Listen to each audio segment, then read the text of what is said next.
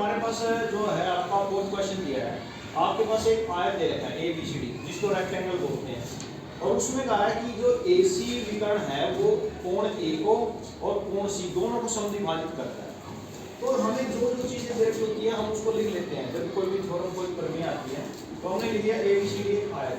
अगर आयत है बेटे उसके आमने सामने वाली समूह भुजाएं जो होती है बराबर होती है ABCD के बराबर है और AD आपकी BC के बराबर है। उसके बाद ये जो एंगल होते हैं ABC, BCD और CDA और DAB ये सभी क्या होंगे 90 डिग्री को। ये जो कुछ भी मैंने अभी तक लिखा है वो सारा सारा क्या होता है, आपका जो रेक्टेंगल होता है, जो आयत होता है उसकी परिभाषा है। ये वाली चीज हमें इस क्वेश्चन में स्पेशली दी है कि जो विकर्ण AC है इन कोण A और C को समद्विभाजित करता है। अगर समद्विभाजित करता है तो इसका मतलब क्या होगा कि DAC और BAC बराबर होगा, क्योंकि इसने कोण A को समद्विभाजित कर दिया। अगर ये पूरा कंप्लीट 60 डिग्री का है तो ये 30 ऊपर 30। सेम वैसे ही अब AC ने C को भी समद्विभाजित किया है तो मैं क्या लिखूंगा DCA और BCA ये भी क्या होगा बराबर। हमें क्या करना है कि जो ये चीजें आपको दे रखी हैं इसका हम यूज करेंगे इसको प्रूव करने के लिए। और हमने कहा है कि अगर ऐसा हो जाता है किसी आयत में उसका विकर्ण उसके सम्मुख कोणों को समद्विभाजित करता है तो हमें सिद्ध करना है कि ये जो आपका आयत है वो एक वर्ग होगा। तो हमें सिद्ध करना है कि जो चतुर्भुज ये सिंबल है चतुर्भुज का ABCD एक वर्ग है।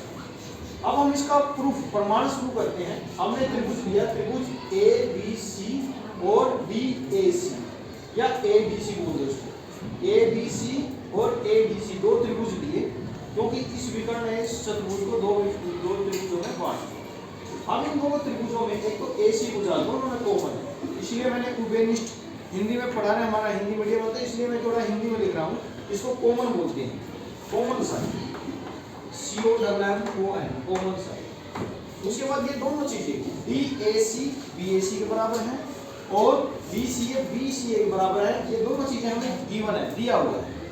अब तो यहाँ पर आपने क्या किया कि आपके पास दो एंगल बराबर आ गए और एक साइड बराबर आ गई। तो साइड एंगल साइड सर्वांग समता नियम से, सर्वांग समता नियम से जो रूल होता है कॉन्ग्रुएंसी का, उससे आप क्या कहेंगे कि ये जो आपका त्रिभुज है जो आप लेके चले थे त्रिभुज ABC वो त्रिभुज ADC के सर्वांग।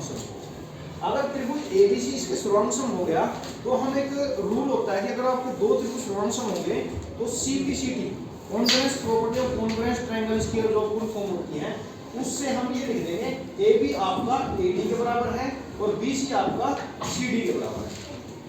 और ये वाला AB जो है बेटा ये CD के बराबर ऑलरेडी था। क्यों था? क्योंकि ये जो आपका चतुर्भुज है ABCD वो एक आयत दे रखा था।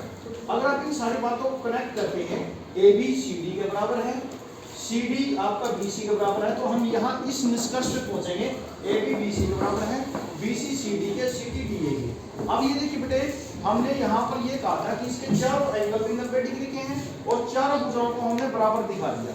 तो इसका मतलब क्या, जो ABCD है वो आपका एक वर्ग है, एक स्क्वायर जिसको इंग्लिश में स्क्वायर बोलते हैं। इस तरह से जो हमने प्रूफ करा था वो हमने प्रूफ कर दिया कि जो आपका चतुर्भुज ABCD है वो एक वर्ग रहेगा।